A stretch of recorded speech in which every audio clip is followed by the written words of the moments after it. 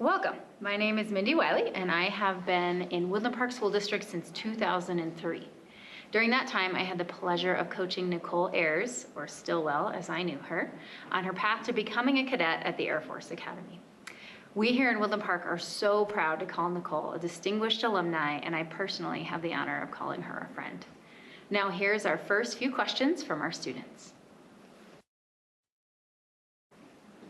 My name is Claire, and my question is, what is the most inconvenient thing about living in space?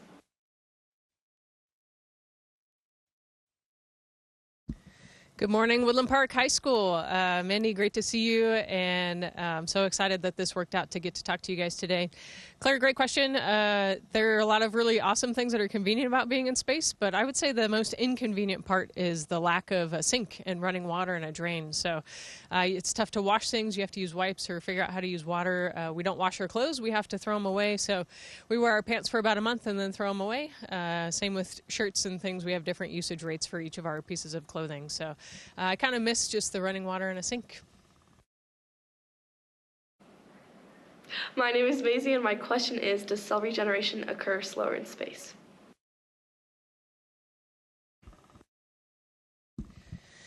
Maisie, great question. I think that the body is a really amazing thing, and it adapts very quickly to whatever environment it is in. So, for example, our bones right now in space, we don't necessarily have the force of gravity pulling on us, and our bone and muscle structure is meant for gravity forces. So up here, our bones tend to generate less.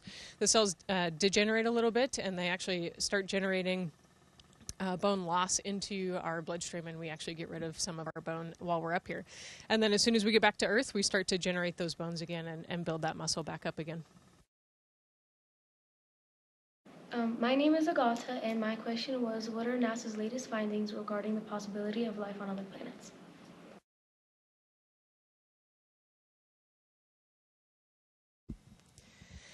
Yeah, we're definitely doing a lot of research right now on life on other planets. You know, we've got the Curiosity rover out there, and we're analyzing a bunch of different samples that have come back from Mars. And so we're starting to see some of those organic compounds that indicate that there might be other life on Mars. My name is Morgan, and I would like to know if you could show us the space station as well as the things you're currently researching. I'd be very grateful if you could.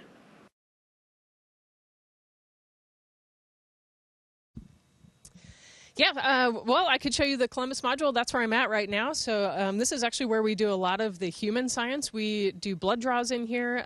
The ultrasound machine is right here next to me, and I grabbed a probe out so you guys could see it.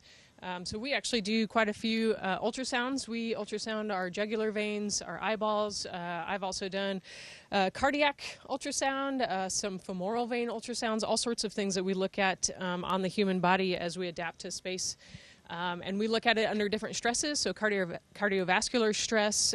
We look at it with thigh cuffs on to try to relieve some of the pressure in the head and pull some of that blood back down into the legs and see how that changes the pressure in the eyes and see how that changes the blood flow. So tons of science going on just right here on human bodies, but then also, you know, at any given point on the space station, there are over 200 experiments happening. And so just in this one module, there are several different experiments happening and all sorts of fun science that we get to do right here on the space station.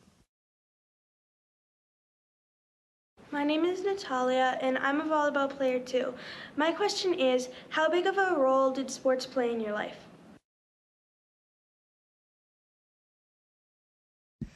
Go Panthers.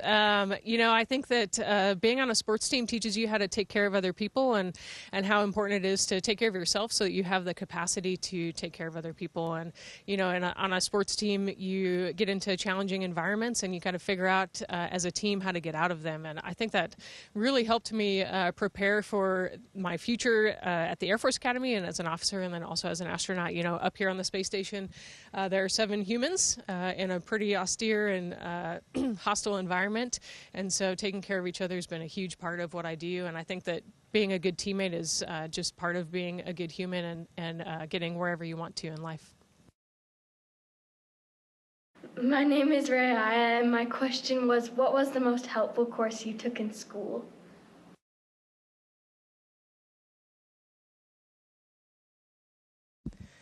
Oh man, the most helpful course. That's a tough one. I think that all of your core classes are really important to build a foundation of understanding of the world and how everything works. And then it's really the teachers that give you the experience.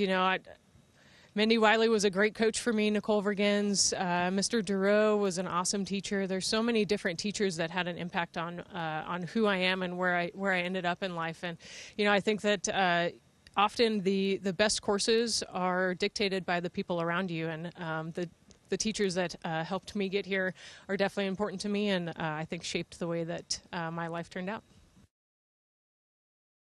My name is Tegan, and my question is, what interesting discoveries have you and the crew made on the space station?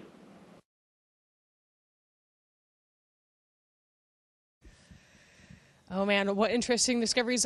So right now, we might be working on different science projects, and we actually don't necessarily get to see the discoveries until years down the road when the science gets home and it gets analyzed, and then the scientists get to publish things. But I think one of the coolest things I've heard Anne talk about, she did some protein crystal growth on her last mission, and then the results of that have actually helped with medicine on the ground that help treat Parkinson's disease and cancer. And so seeing the results of the science that we're doing right now won't come for a few years, but I'm really excited to see what happens and what we can do for humanity up here. Hi, my name is Molly, and my question is, what personal experience during your time at Woodland Park High School helped shape your path to becoming an astronaut, and what advice would you give to students to follow in your footsteps?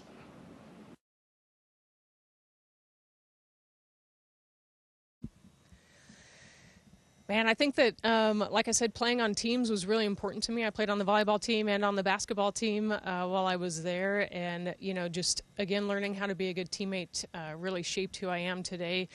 And I think that a lot of the, Coach Kuzmano was there when I was playing volleyball. But I think that the way that you learn how to work together and to achieve a goal is really important, and it's kind of the thing that has really stuck with me from my time at Woodland Park. I also played club volleyball down in Colorado Springs, and so I was super busy. So the other part of that was a time management piece. So how are you a good team player, but then also how do you manage your time to get all your studies done, take care of your team, take care of yourself, and get enough sleep at the same time. Hi, my name is Gabriel, and my question is, can a bird fly in an International Space Station?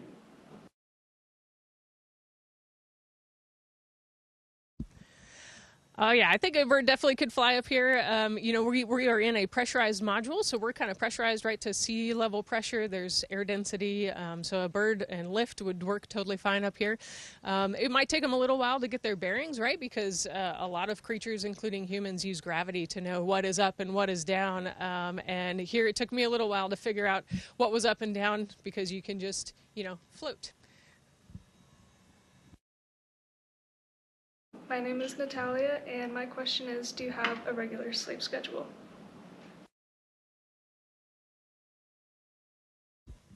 Hey Natalia, yep, we do.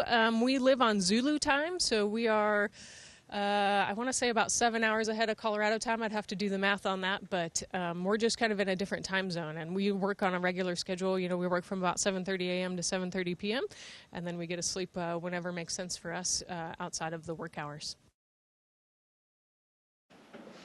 My name is Molly, and my question was, what if you need medical attention in space? Great question, Molly. We all actually get medical training, and then we have a couple crew medical officers who get additional training. And then we also have astronauts who happen to be doctors as well. So we're lucky enough to have Johnny Kim on our crew, so we've got a doctor with us. And then we've got doctors on the ground that can help support if something happens. They're always there and immediately available, so we can ask questions and get direction from them if we need to. But we all have a baseline medical training. My name is Savannah, and I was wondering, what is the most challenging part of your mission, and how do you keep yourself motivated?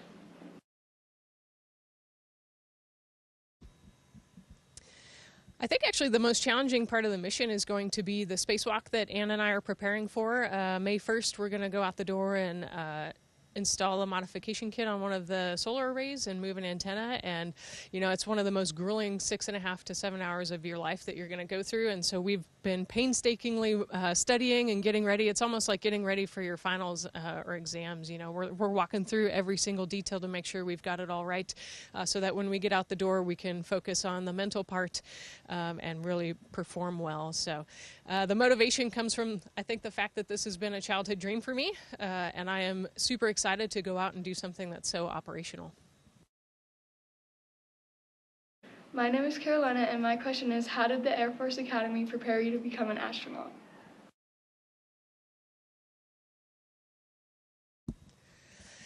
Man, I think time management, again, at the Air Force Academy was a big thing. I played volleyball. I did a lot of studying. I tried to do well at everything I did. So I really learned some time management skills at the Air Force Academy. But again, being on a team and learning how to be a good leader, at the Air Force Academy, you naturally have some leadership opportunities, and then throughout my career as an officer, that really helped build the foundation for how I was going to lead people and how I decided that what was important to me in terms of taking care of my troops and my officers and my enlisted people. So I think that overall the leadership portion that the Air Force Academy brings is really important. My name is Tristan, and my question is, why don't you just spin the space station to get artificial gravity?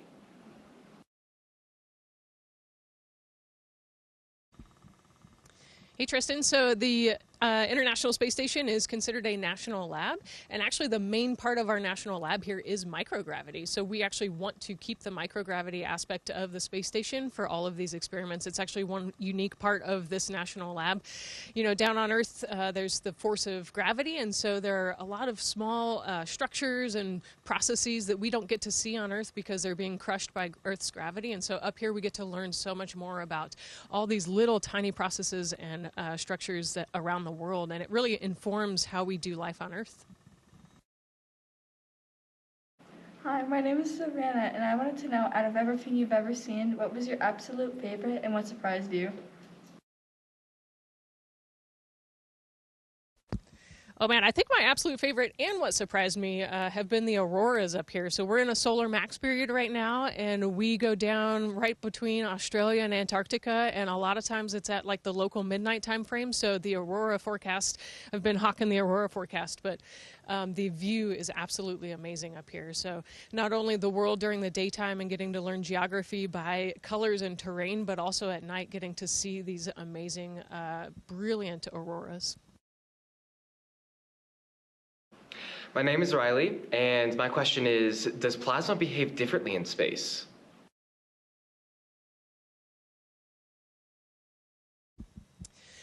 Hey, Riley, so plasmas are actually pretty rare on Earth, and most of them are actually found in space. They're ionized gases, and they're conductive, so they actually will follow the electromagnetic pathways throughout space. They make up about 99% of the visual universe, so it's pretty cool to get to study those. We've got quite a few pieces of equipment on the space station that can look at that.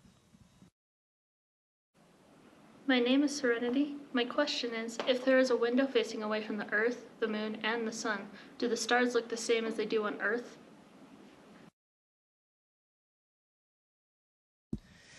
Oh man, the stars up here are absolutely brilliant. Without looking through the atmosphere, and especially when the sun's behind the Earth and the sky is so dark, the stars just look brilliant. So I think they definitely do look different up here. They're much more beautiful, if you ask me. Hi, I'm Dagger, and my question is what do your organs feel like in space? Great question. So I don't really feel a difference in my organs until I get on the treadmill. And when you're running and you're kind of bouncing up and down, you can kind of tell that things aren't quite in the right spot. So it took me a while to get used to running up here because I feel like my stomach's up next to my heart and lungs, which is kind of not where they normally are. And my organs were a little upset the first time I went running. My name is Rachel. My question is sound different in space? Is it quieter or louder if you yell or whisper?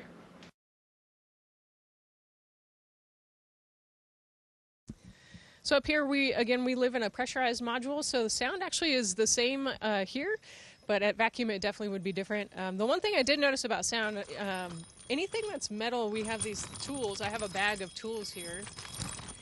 And without gravity holding things in place, we have wind chimes just made out of a bag of tools or tethers. It's been one of the most fascinating things that's very different from Earth that I noticed. And it was one of the first things I noticed about being up here. Hello, my name is Ian, and my question is, how fast do you have to travel before you fall back down to Earth?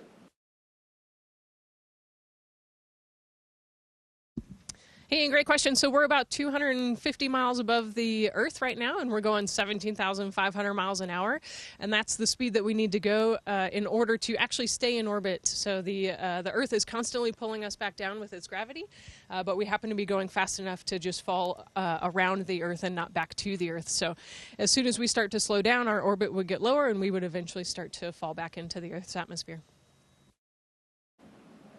Hi, my name is Gage. I was wondering how the International Space Station smells.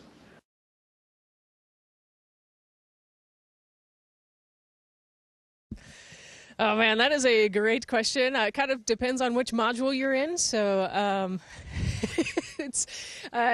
it smells pretty clean in here, but we have kind of what we call the smelly module, Node 3, you know, where people are running on the treadmill.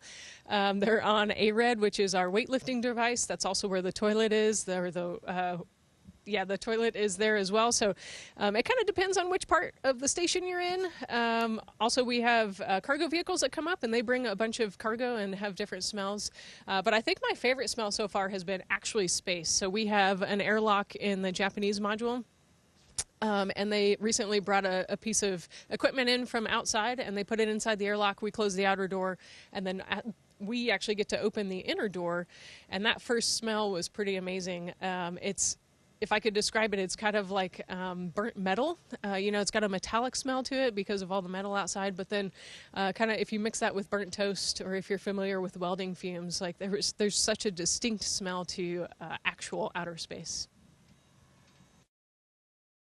My name is Jacob, and my question is, does your watch work the same in space?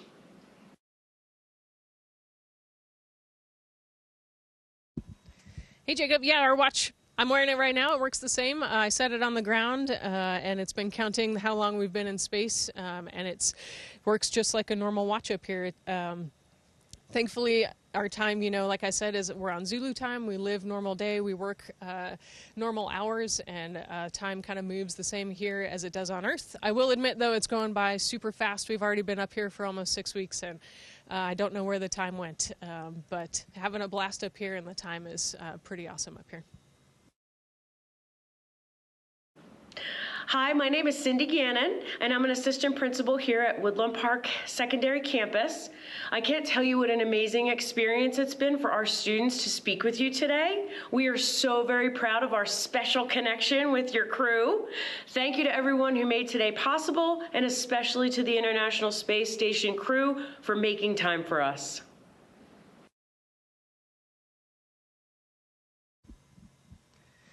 And thank you to Woodland Park. Thank you for everything you guys did for me growing up and graduating from Woodland Park High School, playing sports there, like I said. And then my time in Colorado was an amazing time. And thank you to all the teachers who made this possible. Mindy and Nicole got me a Woodland Park High School t-shirt, and it gets here tomorrow on our cargo vehicle, so I'll have to send you guys a picture of my Woodland Park High School t-shirt later, but so excited that this worked out, that we were able to connect. And thank you to the students for all of your curious questions. You guys got me thinking about some different parts of the space station and different parts of life up here that are interesting and exciting. So glad I could share it with you guys, and thanks for being here this morning. Station, this is Houston ACR. Thank you. That concludes the event. Thank you to all participants. Station, we are now resuming operational audio communication.